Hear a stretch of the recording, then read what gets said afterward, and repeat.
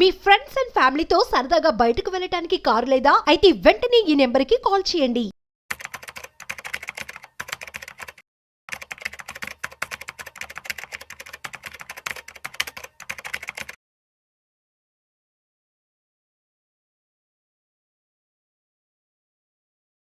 Welcome to Vishnu talks. నేను మీ విష్ణు. ప్రస్తుతం నాతో పాటు NISM and CRISIL certified wealth manager Revanth Chalamala ఉన్నారు. వారితో మాట్లాడదాం. నమస్తే రేవంత్. నమస్తే అండి. రేవంత్, ఫిబ్రవరి 1వ తారీఖున బడ్జెట్ ను ప్రవేశపెట్టబోతున్నారు. మరి బడ్జెట్ కి సంబంధించి ఎటువంటి ఎక్స్పెక్టేషన్స్ మార్కెట్ ని ప్రభావితం చేసే అవకాశం ఉంది అంటారు? అసలు ఈ బడ్జెట్ మీద కొంతవరకు ఎక్స్పెక్టేషన్స్ ఎక్కువగానే ఉన్నాయి. సో ప్రీవియస్ ఇయర్లో పెద్ద ఎత్తున ఎక్స్పెక్టేషన్స్ లేవు, but this year is definitely కొంచెం ఎక్కువ మంది ఫోకస్ పెడుతున్నారు. సో మనం పోయినసారి వచ్చినటువంటి బడ్జెట్లో కూడా మనకి ట్యాక్స్ కట్స్ ఏమన్నా పెద్ద ఎత్తున ఉండొచ్చు, పర్సనల్ ఇన్కమ్ ట్యాక్స్ కట్స్ ఏమైనా ఉండొచ్చు అని ఎక్స్పెక్ట్ చేశారు. ఇన్ఫ్యాక్ట్ దానికి రివర్స్లో మనకి ఈ STG LTG అన్ని కూడా పెంచి కొద్ది వరకు సర్ప్రైజ్ చేశారు. మార్కెట్స్ కొంత డిసప్పాయింట్ అయ్యాయి. సో నెక్స్ట్ అటువంటి షాక్స్ ఏమైనా ఇస్తారని అంటే ఆ యాంటిసిపేషన్ కూడా ఉంది. So there is a news circulating around the markets. So LTG STG కూడా ఇప్పుడున్న స్లాబ్స్ నుంచి పైకి పెంచుతారు అని. So in the counter side ఎంఫీ ఇంకొక మాట కూడా అడ్వైస్ చేసింది. సో మనకి క్యాపిటల్ మార్కెట్స్లో కొంతవరకు ఇన్వెస్ట్మెంట్స్ అనేవి ఎంకరేజ్ చేయాలి, ఈక్విటీ మార్కెట్స్ ఎంకరేజ్ చేయాలి. దానికోసం మీరు ఈ ట్యాక్స్ ల్యాబ్స్కి సంబంధించి కొంతవరకు పర్టికులర్గా ఈ LTG STGకి సంబంధించి కొన్ని ఎగ్జామ్షన్స్ ఇవ్వాలి. అదేవిధంగా ఇప్పుడు 1,25,000 వరకు ఎగ్జామ్షన్స్ ఉన్నాయి, వాటిని కూడా కొంచెం వరకు పెంచాలి. అదేవిధంగా 3 సంవత్సరాలు దాటి కనుక ఇన్వెస్ట్మెంట్స్ పెడితే ట్యాక్స్ ఫ్రీ చేయాలి. సో బేసిక్ ఇట్లాంటి ఒక డిమాండ్స్ కూడా, అంటే డిమాండ్ అంటే రిక్వెస్ట్ కూడా మనకి ఎంఫీ సైడ్ నుంచి కనిపిస్తుంది to motivate more people to invest in equity markets. So అది కాకుండా దానికి ఆపోజిట్ లో గనక ఇంకొక సైడ్ ఇంకో కార్నర్ కూడా వినపడుతుంది, సో ఈ టాక్సెస్ కూడా పెంచాలి అని. సో అది జరుగుద్దా ఇది జరుగుద్దా అని అంటే యాజ్ ఆఫ్ నో రెండు జరగకపోవచ్చు అని అనుకుంటున్నాను. సో అటు LTG STG ఆల్రెడీ రీసెంట్ గానే పెంచారు, దాని మీద చాలా వ్యతిరేకత మార్కెట్ లో కనిపించింది. అండ్ పర్టికులర్ గా ట్యాక్సెస్ రిలేటెడ్ గా అయితే చాలా డిసప్పాయింట్మెంట్ అయితే మార్కెట్స్ లో ఉన్నాయి. కాబట్టి మార్కెట్స్ అంటే కేవలం ఈక్విటీ మార్కెట్స్ అనే కాదు, జనరల్ మార్కెట్లో కూడా, జనరల్ పబ్లిక్లో కూడా ట్యాక్స్ రిలేటెడ్ కొంతవరకు అన్సర్టనిటీ కనిపిస్తుంది. అంటే వాళ్ళకి కొంచెం హ్యాపీనెస్ అనేది కనిపించట్లేదు, బాగా డిసప్పాయింటెడ్గా ఉన్నారు. సో ఇప్పుడు ఇమీడియట్ బడ్జెట్లోనే ఈ స్టెప్స్ అయితే తీసుకోకపోవచ్చు. సో దీని ఇట్లా హోల్డ్ చేయొచ్చు. అదేవిధంగా personal income tax lab. So ఈ పర్సనల్ ఇన్కమ్ ట్యాక్స్ ల్యాబ్ని ఎక్కడికో 15 లక్షల వరకు కూడా నో ట్యాక్స్ ల్యాబ్కి తీసుకెళ్తారు అని ఒక యాంటిసిపేషన్ అనేది మార్కెట్లో ఉంది. సో అది కూడా ఇమీడియట్గా జరుగుతుందని అంటే ఐ డోంట్ థింక్ సో. 15 లక్షల స్లాబ్కి డైరెక్ట్గా జంప్ చేయడం అంటే అదంత ఈజీ ఏం కాదు. So almost doubling it. So ప్రాక్టికల్గా అది పాసిబుల్ కాదు. మాక్సిమం ఏదైనా ఒకవేళ ఎక్స్టెండ్ చేస్తే కనుక ఒక 2 lakhs వరకు ఎక్స్టెండ్ చేసే అవకాశం ఉండొచ్చేమో ఎగ్జిస్టింగ్ లిమిట్ నుంచి. అంతకు మించి బియాండ్గా మనం పెద్ద ఎత్తున ఎక్స్పెక్టేషన్స్ పెట్టుకోకూడదు. సో ఈవెన్ 2 lakhs అనేది ఎక్స్పాండ్ చేసినా కానీ ఇట్ ఈస్ గుడ్. అండ్ దాంతో పాటుగా కొంచెం pharmaceutical and health care segment మీద కొంత ఫోకస్ పెట్టచ్చేమో.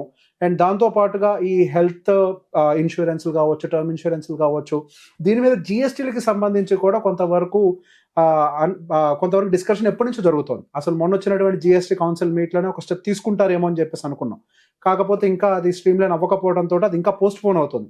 సో ఈ హెల్త్ కేర్ సెగ్మెంట్ మీద, అంటే ఒక ఫార్మాసిటికల్ కంపెనీస్ అన్నది ఒకటే కాదు, ఈ పర్టికులర్ హెల్త్ కేర్ ఇన్ఫ్రాస్ట్రక్చర్కి సంబంధించి, హెల్త్ కేర్ పాలసీస్కి సంబంధించి అయి ఉండొచ్చు, వీటి మీద కొంత ఏమైనా వెసులుబాటు ఇచ్చే అవకాశాలు ఉంటాయా అనేది కూడా ఒక ఎక్స్పెక్టేషన్ ఉంది. సో ఇప్పుడు రాబోతున్నటువంటి బడ్జెట్ అంతా కూడా more focused on middle income and lower middle income group మీదగానే ఉండొచ్చు. సో ప్రీవియస్ బడ్జెట్ కూడా మనం గమనించినట్లయితే ఎక్కువ రూరల్ డెవలప్మెంట్ అండ్ దాంతోపాటుగా జాబ్ క్రియేషన్, వీటి మీదకి ఎక్కువ ఫోకస్ పెడుతున్నారు. సో బేసిక్గా వాళ్ళు ప్రీవియస్గా ఇంతకుముందు వాళ్ళ ఫోకస్ అంతా కూడా ఇన్ఫ్రాస్ట్రక్చర్ డెవలప్మెంట్, డిఫెన్స్ డెవలప్మెంట్, వీటి మీదుగా ఉండుండేది బిఫోర్ టర్మ్. బట్ ఈ టర్మ్ అంతా కూడా below income group and middle income group మీద ఫోకస్ అనేది ఎక్కువగా డైవర్ట్ అవుతుంది. సో ఇప్పుడు రాబోతున్నటువంటి బడ్జెట్ కూడా వాళ్ళకి ఫేవరబుల్ గానే తీసుకొచ్చే ప్రయత్నం చేస్తారనేది ఒక ఎక్స్పెక్టేషన్. అండ్ దాంతో పాటుగా మనకి కన్జంప్షన్ అనేది ఇండియాలో కొంతవరకు వీక్ అవుతుంది. So Indian economy is driven by consumption, more of consumption. So బేసిక్గా ఆ కన్జంప్షన్ అనేది వీక్ అవ్వటం అనేది కంట్రీ ఎకానమీకి కూడా మంచిది కాదు. సో దాన్ని రివైవ్ చేయాలి అన్నా కానీ డెఫినెట్గా వాళ్ళు middle and lower middle income గ్రూప్కి సంబంధించిన టాక్సేషన్స్ మీద ఎక్కువగా వర్కౌట్ చేయాలి. ఎప్పుడైతే వాళ్ళు ఆ టాక్సేషన్స్, అంటే ఇన్కమ్ టాక్సేషన్ మీద వర్కౌట్ చేయగలుగుతారో జనాల దగ్గర డబ్బులు అనేవి ఎక్కువగా మిగులుతాయి. జనాల దగ్గర డబ్బులు మిగిలితే ఏమవుతుంది, తీసుకువెళ్ళి ఖర్చు పెడతారు. సో బేసిక్ ఇక్కడ ఒక చిన్న అడ్వాంటేజ్, వాళ్ళు ఇక్కడ ట్యాక్స్ మిగులుతున్నట్టుగా చూపించినప్పటికీ వీళ్ళు ఇక్కడ బయటకు తీసుకెళ్ళి ఖర్చు పెడితే అక్కడ GST నుంచి రెవెన్యూస్ గ్రో అవుతాయి. జిఎస్టీ నుంచి మళ్ళీ అగైన్ రెవెన్యూ వాళ్ళకి బ్యాక్ వస్తుంది. సో బేసిక్గా వాళ్ళకి ఎటువంటి, అంటే గవర్నమెంట్ ఖజానాకి ఎటువంటి పెద్దగా హాని లేకుండా బెనిఫిట్ ఏదైనా ఇవ్వాలి అంటే అది middle income group, lower middle income group వాళ్ళకి ఇస్తేనే జరుగుతుంది. అలా కాకుండా హై ఇన్కమ్ గ్రూప్ వాళ్ళకి కనుక ట్యాక్స్ ల్యాబ్ కట్స్ ఇస్తే అది ఖజానాకి నష్టం. అలా కాకుండా middle and lower middle income గ్రూప్కి ఇస్తే వాళ్ళు ఖర్చులు పెడతారు కాబట్టి మళ్ళీ తీసుకొచ్చి మార్కెట్లోకి, తద్వారా 18% GST కడితే 10, అదే కనుక ఖర్చు పెట్టిస్తే 18 వస్తుంది. ఇంకొక రకంగా చెప్పాలంటే గవర్నమెంట్కి ఎక్కువ అడ్వాంటేజ్. సో బేసిక్గా వాళ్ళు దీని మీద ఎక్కువ ఫోకస్ పెట్టచ్చు. అంటే డైరెక్ట్ టాక్సేషన్ని తగ్గించుకుంటూ ఇండైరెక్ట్ టాక్సేషన్ మీద ఎక్కువ ఫోకస్ చేయొచ్చు. రీసెంట్ గా కూడా ఇండైరెక్ట్ టాక్సేషన్స్ మీద చాలా వార్తలు పడ్డాయి, బాగానే పెంచారు ఇండైరెక్ట్ టాక్సేషన్స్ అనేవి, చాలా కాంట్రవర్షియల్ కూడా అయినాయి వాటి గురించి. మొన్నటికి మొన్న జస్ట్ పాప్కార్న్ మర్చిపోలేకపోతున్నారు ఇండియన్స్. ఇండైరెక్ట్ టాక్సేషన్ మీద ఫోకస్ పెంచారు అక్కడ. సో నాకు అది ఒక డైరెక్ట్ ఇండికేషన్ అనిపిస్తుంది. సో ఇండైరెక్ట్ టాక్సేషన్ అనేది సైలెంట్ గా ముందుగానే పెంచేసి ఇక్కడ direct taxation particularly for middle and below middle income group కనుక తగ్గించగలిగితే ఖర్చు పెట్టి వాళ్ళు ఇంకెక్కువ కట్టగలుగుతారు, సో ఎక్కువ డబ్బులు ఇంకా వసూలు చేయొచ్చు అనేది కూడా ఇక్కడ ఒక స్ట్రాటజీ కింద కనిపిస్తుంది. సో వాళ్ళంటూ డైరెక్ట్ గా నిజంగా అడ్వాంటేజ్ అని చేస్తే గనక ఈ హెల్త్ కేర్ సెగ్మెంట్ మీద కనుక ట్యాక్స్ వేవర్ ఇస్తే, అంటే health insurance, term insurance policies మీద కనుక ట్యాక్స్ వేవర్ ఇస్తే అది డైరెక్ట్ బెనిఫిట్ అవుతుంది. కానీ టు మై వ్యూ వాళ్ళు ఇచ్చే ట్యాక్స్ కట్స్, చిన్న 2 లక్షల రూపాయల ట్యాక్స్ కట్లనే పెద్ద ఎత్తున ఈ భారతదేశంలో ఎవరికి ఉపయోగపడేవైతే కాదు. సో హవెవర్, సో దాంతో పాటుగా ఇంకా కొంతవరకు రైల్వేస్, ఈ రైల్వేస్ మీద కొంతవరకు ఎక్స్పెండిచర్ పెట్టడానికి అవకాశం ఉన్నట్టుగా కనిపిస్తుంది. పర్టికులర్గా ఈ వందే భారత్ స్లీపర్ కోచెస్ ని తీసుకురావాలి అని చెప్పేసి ప్రపోజల్ ఆల్రెడీ ఉంది. సో దానికోసం డెఫినెట్ గా వాళ్ళు కొంతవరకు క్యాపిటల్ ఎక్స్పెండిచర్ పెడతారు. అండ్ దాంతో పాటుగా అమృత్ భారత్ ఎక్స్ప్రెస్ ట్రైన్స్ అనేవి కూడా కొంచెం తీసుకురావాలి, న్యూ సెగ్మెంట్ ఆఫ్ ట్రైన్స్ తీసుకొని రావాలి అనే ఒక ప్రపోజల్ కూడా ఉంది. సో కొంతవరకు railway expenditure if you see ఇది కూడా కంప్లీట్ గా ఎక్కువ, ఈ ట్రైన్స్ ఎవరు యూజ్ చేస్తారు, middle and below middle income groups ఎక్కువ వాడతారు. సో బేసిక్ గా ఆ సెగ్మెంట్ వైపుగానే ఎక్కువగా మనకి స్పెండింగ్ ఉండొచ్చు అనేది మాత్రం క్లియర్ గా కనిపిస్తుంది. బట్ వాళ్ళు ఇంతకు ముందు ప్రీవియస్ టర్మ్స్ లో ఉన్నప్పుడు ఏదైతే గవర్నమెంట్ క్యాపెక్స్ ఉందో ఆ ఇన్ఫ్రాస్ట్రక్చర్ మీద అంత క్యాపెక్స్ అయితే ఈ నెక్స్ట్ 5 years ఉండదు. ఈసారి కూడా వాళ్ళు ఎటువంటి స్టెప్స్ తీసుకోకపోవచ్చు అని నేను అనుకుంటున్నాను. So det to equity ratio, sorry already మనకి గవర్నమెంట్ క్యాపిటల్ ఫిస్కల్ డెఫిషియట్ అనేది చాలా పీక్ లెవెల్స్ కి వెళ్ళిపోయింది. సో ఇప్పుడు ఫిస్కల్ డెఫిషియట్ మీకు ఏదైతే ఉందో దానికి వడ్డీలు కట్టడానికి మన దగ్గర ఉన్నటువంటి డబ్బులు సరిపోయే కండిషన్స్ లో లేవు. అట్లా కాకుండా అగైన్ ఇన్ఫ్రాస్ట్రక్చర్ మీద డబ్బులు ఖర్చు పెట్టే సిచ్యువేషన్ కనుక వాళ్ళు వస్తే మనం గవర్నమెంట్ ఇంకొంచెం ప్రాబ్లమాటిక్ గా వెళ్ళే అవకాశం ఉంది. సో ఇక నుంచి ప్రైవేట్ క్యాపెక్స్ అంటే ప్రైవేట్ ఎక్స్పెండిచర్ ని పెంచే విధంగా వాళ్ళు ఫోకస్ చేస్తారు. కానీ పబ్లిక్ ఎక్స్పెండిచర్ అంటే గవర్నమెంటే డబ్బులు ఖర్చు పెట్టే విధానంలో ప్రవర్తించకపోవచ్చు. సో మోర్ ఆఫ్ ఇప్పుడు ఎక్కువ కూడా కన్జంప్షన్ కంపెనీస్, రైల్వే కంపెనీస్ వీటి మీద ఎక్కువ ఫోకస్ ఉండొచ్చు. అండ్ దాంతో పాటుగా కొంతవరకు ఇంట్రెస్ట్ రేట్ కట్స్ మీద కూడా ప్రెషర్ పెట్టే ప్రయత్నం ప్రభుత్వం చేస్తుంది.